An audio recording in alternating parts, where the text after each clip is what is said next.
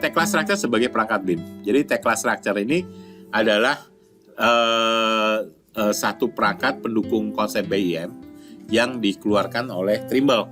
Jadi Trimble ini sebagai pemegang mereknya ya. Jadi, Trimble Solution ini namanya Trimble Solution. Saya kebetulan di sini adalah sebagai technical support dari Trimble Solution. Dia pemegang merek perangkat Tecla Structure. Jadi Trimble Solution ini kalau di aslinya di negara aslinya di US, di Amerika Serikat sana, dia bisnisnya cukup luas dari struktur, konstruksi sampai agriculture sampai ke industri pertahanan gitu. Industri pertahanan termasuk mereka juga bikin kayak satelit dan lain sebagainya. Oke, nah Tecla Structure merupakan bagian dari produksi dari divisi untuk civil dan structure. Building dan construction, dari building dan construction. Nah, perangkatnya nggak hanya Tecla Structure saja. Kalau Tecla Structure itu kan sebagai perangkat lunak BIM struktural saat ini ya. Nah, ini kalau dimaklumi ya, ini kata-kata sales ya. Paling-paling ini pasti ini kata-kata sales paling canggih lah. Desain, perincian, dan fabrikasi struktural yang akurat. Nah, dapat dibangun hingga level of development atau level of detail 500 untuk bahan dan jenis proyek. Ya maksudnya multi material. Gak hanya untuk steel saja, juga bisa untuk konkrit, beton, dan lain sebagainya. Kayu, timber, kaca, dan lain sebagainya. Itu bisa kita masukkan ke dalam metode pemodelan. Untuk setiap fase proyek, sekarang kita sudah kembangkan dalam 17 bahasa dan 32 data lingkungan kerja. Maksudnya data lingkungan kerja ini adalah data environment. Environment ini database-nya. Karena setiap wilayah itu bisa berbeda database-nya. Indonesia, Asia Tenggara itu database-nya berbeda dengan database material yang ada di Australia misalnya, atau di UK dan lain sebagainya. Jadi kita sudah punya 32 sistem data lingkungan kerja atau environment dan 17 bahasa. Sekarang kita lagi kembangkan untuk yang masukkan untuk dalam bahasa Indonesianya. Jadi nanti mudah-mudahan nanti berkembangnya nanti kita bisa mengoperasikan segi perangkat dalam bahasa Indonesia. Nah, sedikit saya akan menjelaskan mengenai ini alur model. Nah, alur model dengan perangkat BIM atau BIM ini. Nah, seperti ini kira-kira gambaran dasarnya bagaimana alur model ini bekerja dengan BIM. Oke, nah ini misalnya pertama kali anggaplah kita mempunyai desain model. Desain model ini bisa jadi kita dapatkan dari biro arsitek, dari konsultan arsitek. Desain model yang memang misalnya dalam model arsiteknya sudah dipersiapkan untuk support konsep BIM. Nah, apa maksudnya model arsitek yang sudah support untuk konsep BIM? Di model arsitek misalnya dibikin dengan SketchUp atau ArchiCAD atau Revit, yang mana objek-objek yang di dalam model ini sudah didefinisikan gitu loh. Ini namanya kolom, ini BIM dan lain sebagainya gitu. Jadi sudah ada data dasarnya di dalamnya gitu. Sudah didefinisikan untuk diteruskan untuk proses BIM. Nah, model desain ini biasanya kalau dalam satu project itu oleh si owner itu akan meminta si desain si konsultan arsitek ini untuk upload si model ini ke sistem platform Trimble Connect kalau kita bicara BIM ya. Kalau si owner ini sudah menerapkan konsep BIM, dia akan minta desain model ini, konsep model ini juga di-upload ke sistem platform koordinasi tadi yang namanya Trimble Connect, yang dimana di Trimble Connect ini nanti beberapa pihak lain yang diberikan akses bisa memonitor juga model ini. Dia bisa mengobservasi model desain yang sudah diupload oleh si konsultan arsitek gitu loh. Nah, mereka bisa termasuk juga orang bagian structure. Dari bagian structure dia bisa download. Yang ini kalau diberikan akses ya oleh si owner, dia bisa langsung download si model arsitektur itu untuk nanti dalam jadi di sini itu bisa jadi ada di interdiscipline design file. Nggak hanya model saja, tapi juga bisa drawing, dokumen segala macam itu bisa diupload. Dan nanti si owner lah yang mengatur siapa yang boleh punya akses ke file-file tertentu gitu loh, atau model-model tertentu. Nah, di sini, nah dari model desain ini dikonversi ke dalam namanya format EFC.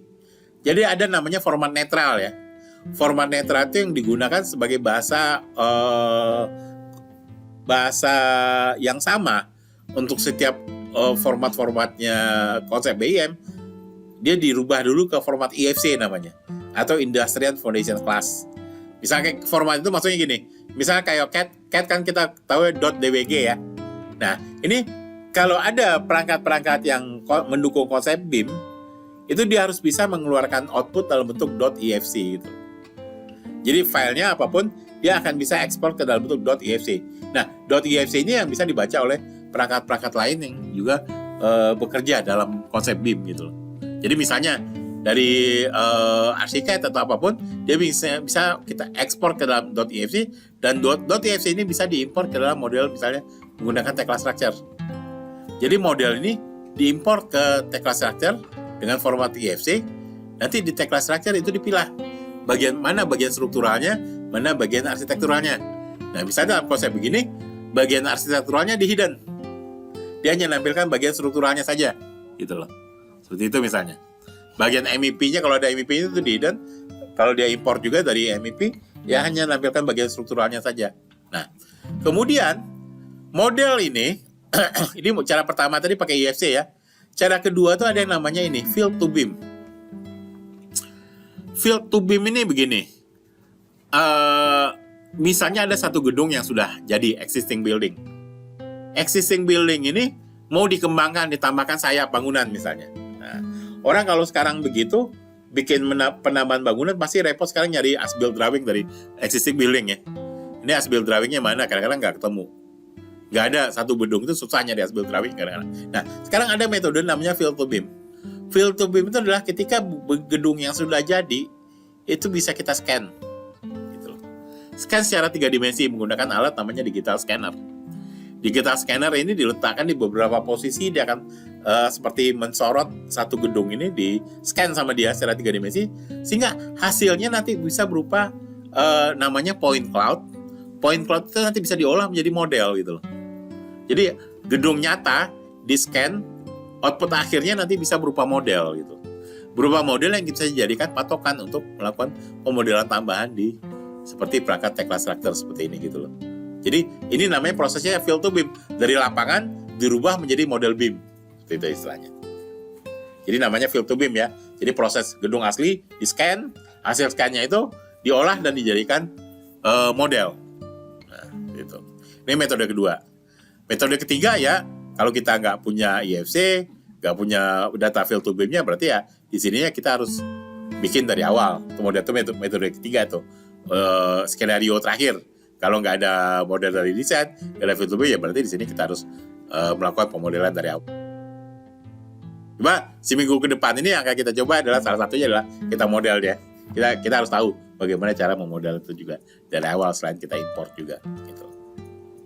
Nah, ini metodenya ya, bagaimana kita melakukan pemodelan dasar di Tekla Structure misalnya. Nah, model dari Tekla Structure seperti ini, kemudian kita juga bisa linkkan dengan perangkat-perangkat analisa structure seperti ini. Gitu loh. Jadi kita bisa linkkan langsung. Linkkan langsung itu bisa dengan menggunakan format EFC, atau juga bisa kita secara live link. Live link itu maksudnya dalam satu perangkat seperti ini, perangkat laptop ini, di sini ada Tekla Structure misalnya, di laptop saya juga ada perangkat analisa structure. Jadi nanti di Tekla Structure itu ada fitur tambahan tombol yang untuk melakukan analisa structure.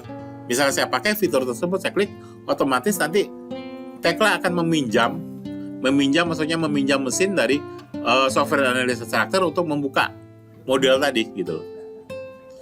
Jadi modelnya akan terbuka di perangkat analisa structure yang ada di laptop yang sama misalnya. Nanti baru kita lakukan analisa structure. Di situ setelah datanya selesai, dilakukan pengolahan di perangkat analisa structure, yang mana biasanya ada perubahan penampang, perubahan ukuran dan lain sebagainya. Setelah disimpan, kita balik lagi ke Tekla Structure-nya, itu kita tinggal klik ada tombol namanya Get Result. Nanti model yang sudah dilakukan analisa structure itu dipanggil pulang kembali ke perangkat Tekla-nya gitu loh. Otomatis nanti model yang ada di Tekla Structure-nya itu dia akan update sesuai dengan apa yang kita rubah di perangkat analisa structure.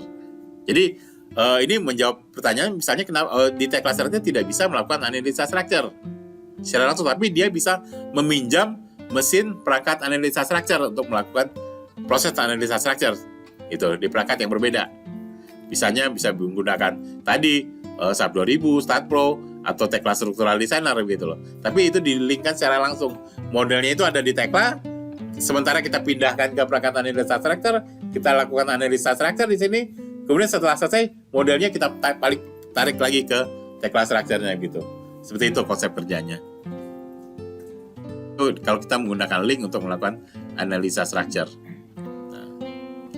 Nah, setelah ini selesai, misalnya udah approved by engineer ya, by engineering design, modelnya sini kita melakukan masuk ke proses berikutnya. Yang tadi revisi naik ya, revisinya kita panggil pulang lagi ke Tekla Strukturnya. Kalau ada revisi, kemudian di sini baru prosesnya masuk ke proses detailing namanya. Proses detailing ini dilakukan di Tekla Struktur untuk merubah desain yang tadi sudah approve by engineer menjadi desain yang lebih detail. Detailnya di sini dia sudah diberikan koneksi, tulangan, dan lain sebagainya. Ini disebut dengan constructible beam model. Kalau di sini tadi adalah Tekla Struktur konsep model. Dari desain masuk ke konsep model, sekarang kita rubah menjadi constructible beam model. Constructible beam model itu adalah beam model yang yakin kita sudah bisa dikonstruksi. Tadi di dalamnya sudah lengkap. Sudah ada tulangannya, sudah ada koneksinya, data-datanya sudah komplit. Termasuk juga schedule dan lain sebagainya. Ini sudah bisa dikonstruksi. Outputnya nanti bisa di-upload lagi ke sini, ke Trimble Connect tadi, ke platform koordinasi tadi, sehingga orang di lapangan bisa menerjemahkan model yang sudah detail tadi ke proses yang namanya beam to field.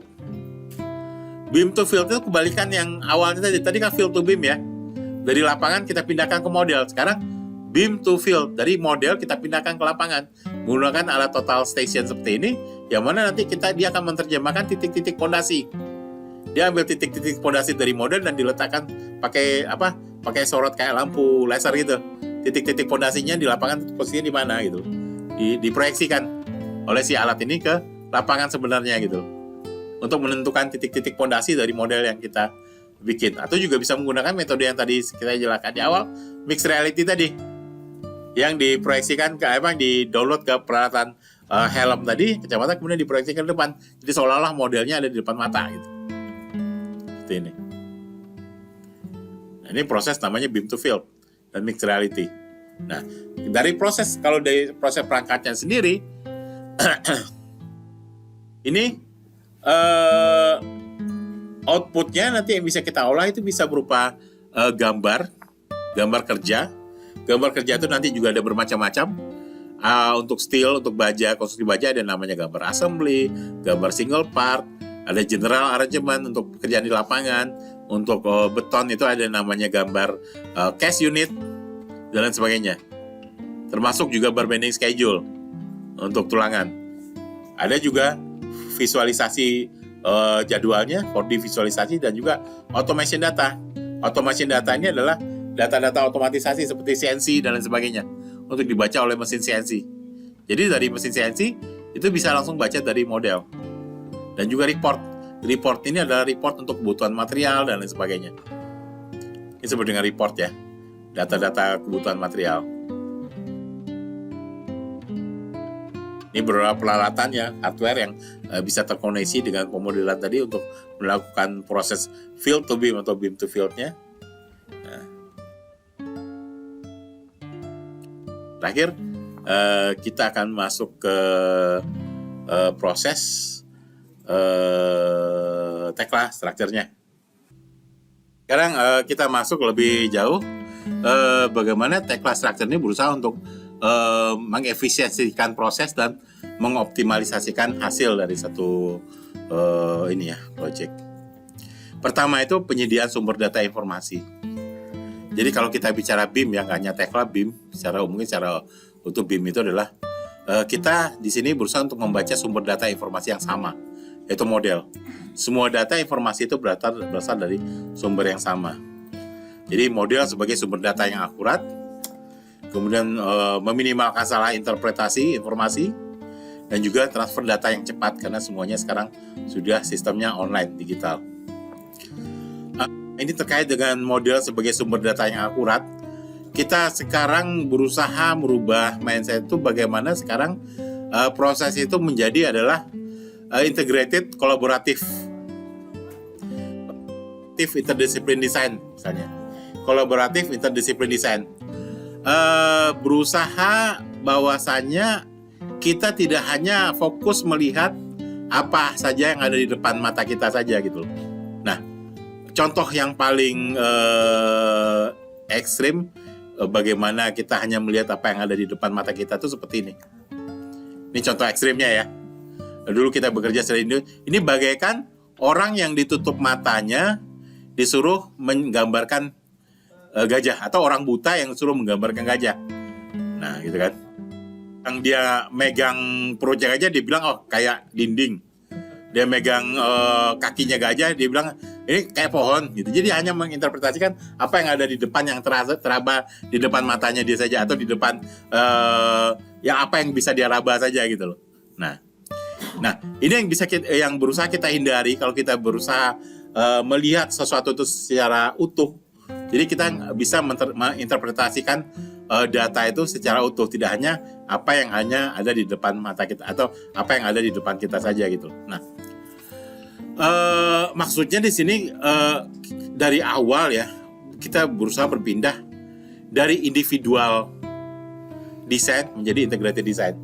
Nah, saat ini di beberapa perguruan tinggi juga sudah mulai dicobakan bahwasannya yang namanya kolaboratif desain itu sudah mulai dicobakan di tahap di tahap pengajaran ya. Misalnya gini, mulai ada sekarang proyek-proyek bersama dari beberapa jurusan gitu lah untuk membuat satu desain. Kayak ya istilahnya ya itu tadi, istilahnya adalah interdisciplinary collaborative design gitu loh. Jadi jangan berjalan sendiri-sendiri gitu istilahnya. Ada proyek bersama misalnya dari prodi, misalnya dari sipil, arsitekturnya juga membiasakan si anak didik untuk bisa melihat sesuatu itu dari secara utuh, bukan hanya individual dari disiplinnya dia saja gitu loh. Seperti itu. Jadi ada yang saya tahu di beberapa tempat sekarang sudah mulai ada semacam project yang namanya adalah interdisciplinary collaborative design project gitu loh. Jadi proyek bersama antar jurusan gitu loh untuk membuat satu proyek bangunan atau apapun itu ya. Nah, ini yang salah satunya adalah menghindari individual persepsi seperti ini gitu loh. Oke. Nah, bagaimana modal sebagai sumber data yang akurat. Kemudian meminimalkan salah interpretasi informasi. Bapak Ibu pasti sudah pernah juga melihat gambar seperti ini. Nah, ini bukan sebenarnya ini saya juga pernah ngalamin sendiri dulu di proyek-proyek umum, misalnya di awal-awal dulu bekerja di proyek umum seperti ini. Dua disiplin yang berbeda saja itu kadang-kadang menyamakan persepsinya itu bisa berminggu-minggu gitu. Pakai berantem dulu gitu. Masing-masing punya egonya sendiri. Nah, ini contohnya dilihatkan sini, dia pada memegang gambar yang sama, tapi interpretasinya bisa berbeda. Satu mengatakan kotak ataupun satu mengatakan silinder, atau lebih ekstrim lagi seperti ini. Nah, dua orang dengan sudut pandang yang berbeda, ngelihat angka yang sama, tapi penafsirannya bisa berbeda gitu, karena sudut pandang yang berbeda saja gitu kan. Nah, ini berusaha diatasi dengan metode 3 dimensi ini. Kalau 3 dimensi jumlahnya kelihatan, jadi kan kita udah langsung kelihatan ini jumlahnya berapa gitu, tanpa harus melihat 2 dimensinya. Ini contoh ekstrimnya sih, meminimalkan salah interpretasi informasi. Kemudian koordinasi dan manajemen perubahan. Ini beralih dari paper sheet ke data digital, koordinasi dengan data berbasis komputasi cloud, dan juga koordinasi perubahan yang lebih baik. Untuk koordinasi perubahannya lebih baik, yang pertama misalnya bagaimana ini dijadikan satu tuntutan dari ketergantungan dari paper sheet ke transformasi data digital. Dulu biasanya kalau metode konvensional, kalau kita meeting project itu saya pengalaman diri bawa setumpuk dokumen kertas gambar, dokumen kertas itu dibawa. Satu project aja, misalnya satu project dengan area tertentu itu gambarnya udah tumpuk, dokumennya udah numpuk. Dibawa meeting misalnya. Dibawa meeting koordinasi dengan si owner ataupun dengan si MK-nya. Nah, kadang-kadang baru nyampe ke pintu meeting baru ingat ini gambar kok. Belum ditandatangan sama engineer-nya. Balik lagi ke kantor, engineer-nya lagi nggak di tempat, nunggu lagi semuanya. Itu masalah banget. Itu ketergantungan dengan gambar. Nah, terus apalagi kalau masalahnya Misalnya kayak gini, dokumennya kesiram kopi, ketumpahan kopi misal, belum lagi kita banjir dan lain sebagainya. Itu jadi masalah, itu bisa jadi bencana buat satu proyek. Nah, ini yang berusaha kita alihkan ketika kita menggunakan sistem data digital. Semuanya disimpan di komputasi cloud, di data internet, bisa di-download di mana saja dari orang yang mempunyai akses ya. Dia bisa langsung jadi engineer lapangan. Dulu kalau kita dulu ikonnya itu orang kalau engineer itu lapangan bawa gulungan kertas pakai helm. Nah sekarang nanti kedepannya ya dia tinggal bawa gadget aja gitu. Gadget bahkan dari handphone, dari tablet itu dia bisa download gambarnya, kelihatan dan langsung dikomparasi dengan yang sebenarnya seperti itu. Itu menggunakan transformasi data digital.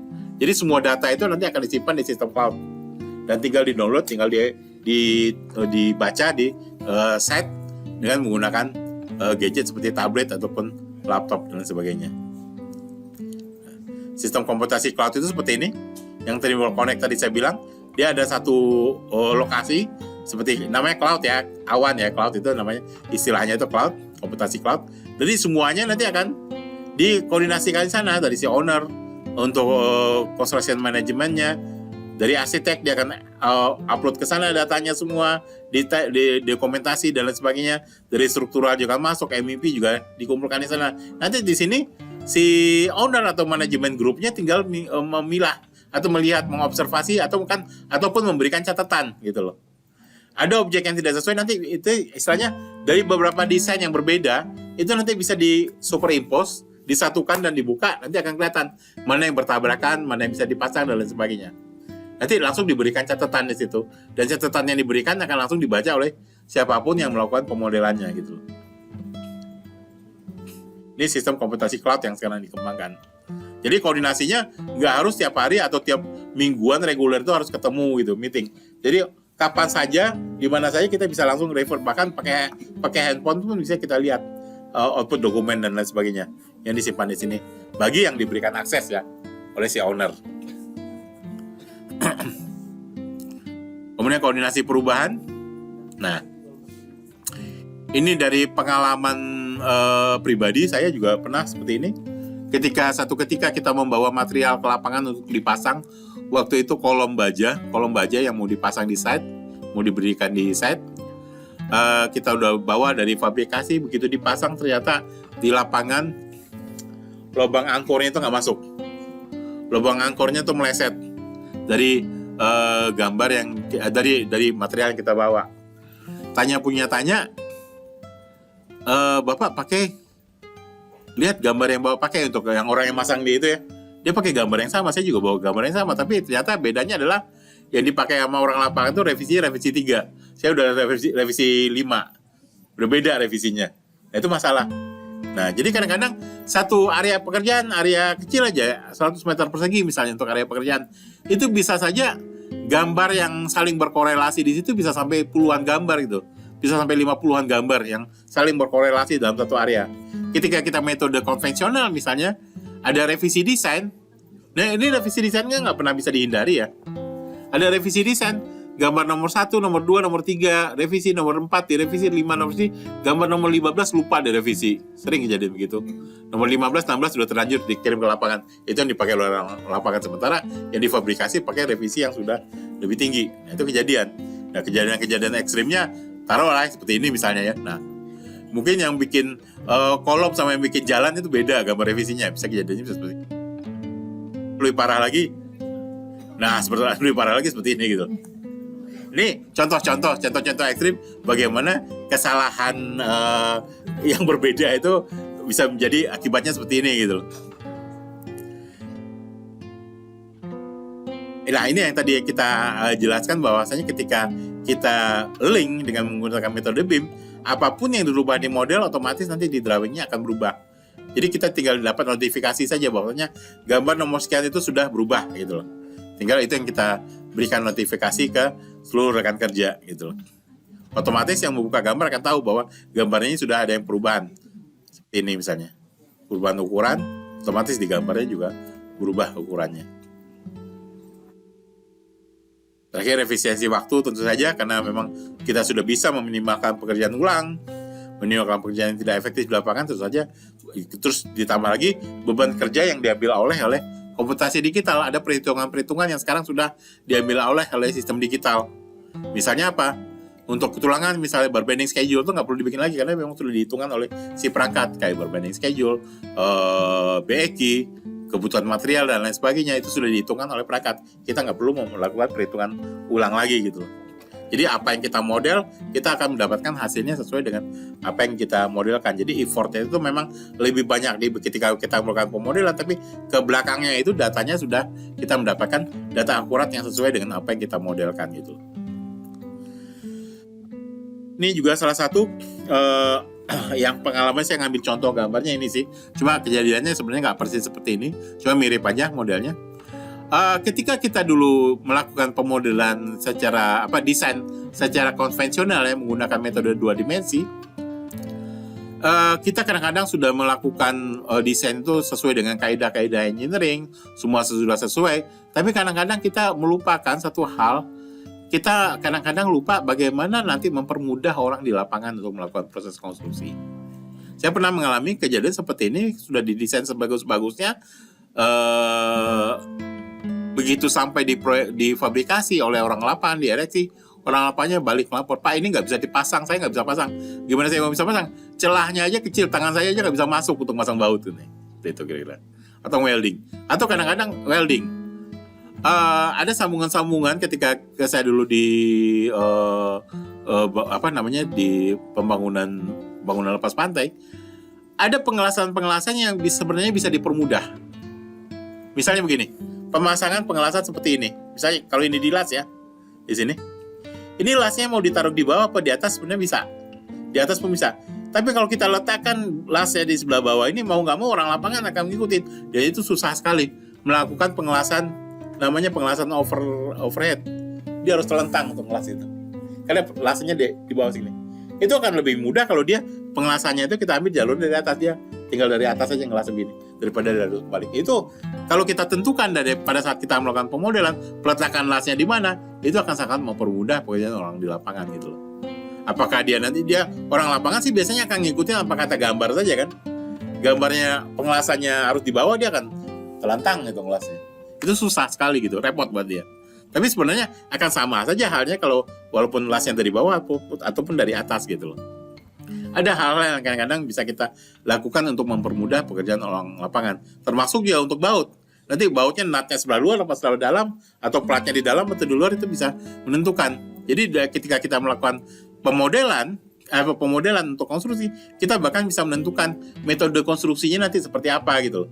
Metode konstruksinya mau dipasang dari arah mana untuk lebih mudah, dan bagaimana itu bisa kita tentukan pada saat kita melakukan pemodelannya gitu loh. Nah, itu sangat membantu untuk waktu pekerjaan di lapangan. Itu yang tidak terlihat ketika kita melakukan desain dengan 2 dimensi saja gitu loh. Nah, kemudian ini contoh yang bagaimana tadi, ini salah satu yang pernah kami lakukan juga untuk desain suatu power plant ya. Plant di sini, industrial plant. Nah, yang untuk satu model saja ini seperti ini, itu tidak melibatkan satu perangkat. Perangkat yang ada di sini itu ada bermacam-macam seperti ini. Misalnya ini SketchUp. Kita untuk fondasi konstruksi betonnya ini menggunakan SketchUp juga yang kita masukkan ke model. Kemudian juga kita menggunakan CAD untuk equipment-nya, untuk memodelkan equipment. PDMS untuk memodelkan pemipaan. Itu masing-masing modelnya sendiri. Tapi kemudian kita satukan modelnya gitu loh. Kita satukan modelnya, kebetulan ini menggunakan Tekla untuk menyatukan modelnya. Nah, kemudian juga ada Tekla Structure hanya menggunakan untuk rangka-rangkanya ini aja. Untuk rangka-rangka strukturnya itu pakai Tekla Structure. Tapi untuk pipanya kita pakai PDMS, untuk equipment-nya pakai CAD, untuk fondasinya kita menggunakan SketchUp. Nah, kemudian juga ada Revit untuk equipment tertentu di atas. Nah, ini semua model ini kemudian kita satukan. Dan di sini kita bisa lihat mana yang bertabrakan, mana yang sudah bisa dipasang, dan lain sebagainya. Dan ini jauh lebih murah dan mudah daripada ketika ini nanti kejadiannya di lapangan gitu. Ketika kejadiannya di lapangan, menggeser tembok di lapangan itu jauh lebih mahal daripada menggeser tembok di model gitu. Menggeser tembok di model paling 3 menit aja jadi gitu. Tapi kalau di lapangan itu butuh 3 hari 4 hari. Belum lagi berantemnya tukangnya. Ini udah dipasang, kenapa suruh bongkar lagi? Saya pernah dibawain palu, Pak. Dibawain palu sama teman-teman. Ini apa-apaan, Pak? Suruh dipasang, suruh bongkar lagi. Kayak begitu.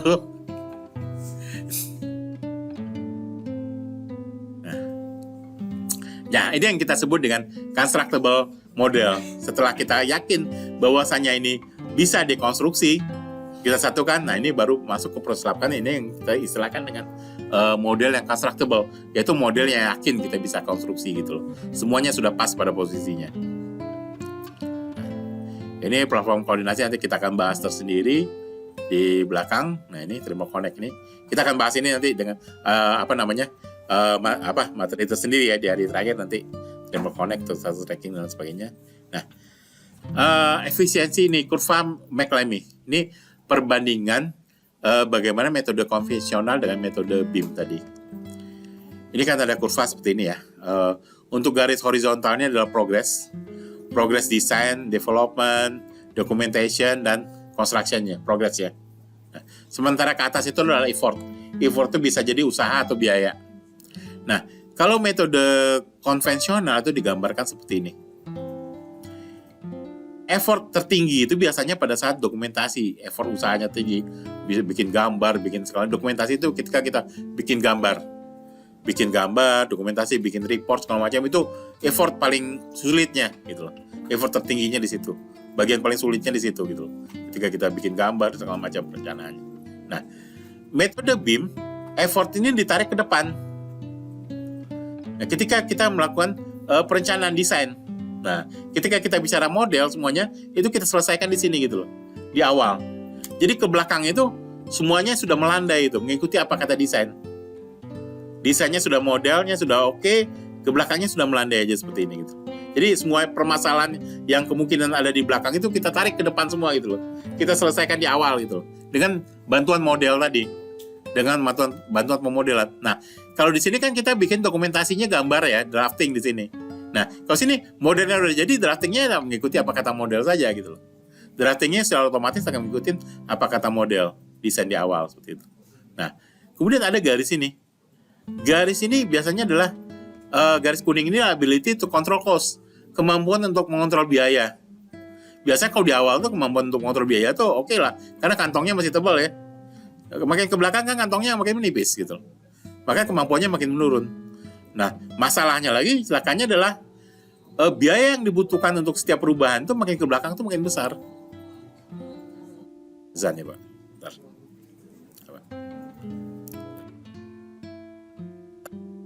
Seperti saya bilang tadi, menggeser tembok di model itu kecil biayanya. Tapi menggeser tembok di lapangan itu biayanya bisa tinggi gitu. Gitu.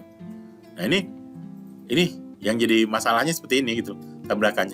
Nah, kalau metode BIM itu diharapkan dari awalnya sudah kita selesaikan semua masalah, ke belakang itu sudah melandai saja. Jadi nggak ada yang berada di atas batas kemampuan yang kita gitu. Diharapkan seperti itu. Ini konsep ideal. Idealnya kan maunya seperti ini. Tapi saya selama dari tahun 2000-an awal sampai sekarang ketemu konsep idealnya ya susah juga gitu. Kenapa? Ya nggak pernah ada project yang desainnya sudah fix 100% baru dilempar ke belakang. Biasanya desainnya baru jalan setengah, itu udah proses udah jalan, atau berubah. Ini harus berubah lagi. Proses detailnya juga harus berubah lagi gitu. Ya ini kan konsep ideal ya. Kalau kita bicara di sini ya konsep ideal. Kalau konsep aktualnya di lapangan ya susah kita ketemunya emang konsep ideal. Itu kenyataannya begitu. Kenapa? Karena itu tadi gak pernah kita ketemu bahwasanya desain itu udah benar-benar fix baru kita jalankan di lapangan. Biasanya kita udah jalan setengah jalan, atau ada yang berubah, revisi desain, berubah lagi sedikit itu. Tapi paling tidak itu sudah mengurangi effort yang terjadi kalau dari metode konvensional. Gitu. Jadi ini disebut dengan kurva McLamy, yang bikin itu namanya Patrick McLamy, orang yang mengembangkan namanya Building Smart. Nah, Building Smart itu adalah asosiasi pengembang dari perangkat-perangkat BIM ini. Nanti Bapak Ibu juga boleh googling ya. Apa itu Building Smart, nanti akan dilihat di situ. Nanti perangkat-perangkat yang katanya supporting BIM itu perangkatnya apa saja. Nanti ada di sana. Bisa kelihatan. Jadi namanya Building Smart. Building Smart Association. Bisa di googling aja. Building Smart. Oke. Oke, terakhir sebelum kita istirahat, ya karena kita memang percaya bahwa tantangan terbesar nih resumenya saja, tantangan besar yang dihadapi oleh industri konstruksi global adalah kurangnya informasi yang berkualitas, terorganisasi dan tepat waktu, dan itu yang berusaha dipenuhi oleh perangkat BIM ini untuk meningkatkan kualitas bisnis dari desainer, detailer, fabrikasi, dan kontraktor dengan menyediakan solusi manajemen informasi yang lengkap. Ini beberapa contoh proyek-proyek yang tahun ini ya, yang cukup besar dari kementerian dengan BUMN yang menggunakan perangkat BIM itu seperti ini Pidexo Dam di Wonogiri untuk bangunan air bendungan. Itu sudah menggunakan pemodelan dengan Tekla juga, Tekla Structure untuk bendungan. Kemudian juga ini untuk jalan jembatan raya jembatan ini ada bangunan jembatan tapal kuda di Lenteng Agung untuk menghindari rel kereta yang di bawah ini ya untuk putaran. Jadi ada dibikin ini jembatan tapal kuda namanya. Ini juga menggunakan konstruksi dengan desain dengan BIM, Tekla Structure juga. Ini untuk jalan elevated jembatan. Dan terakhir ini untuk bangunan juga dengan ini bangunan geodiversity dari Utama Karya, mereka menggunakan BIM. Ini beberapa bangunan yang tahun ini kita anggap sebagai momen yang cukup bagus bangunan yang ikonik untuk tahun ini gitu, yang menggunakan Tekla Structure di Indonesia. Oke. Nanti terakhir kita akan bahas mengenai bagaimana Tekla ini cibuknya nanti juga menjelaskan. Saya harap sih Bapak Ibu sudah bisa akses ya ke Tekla kampusnya ya. Saya tutup dulu. Assalamualaikum warahmatullahi wabarakatuh.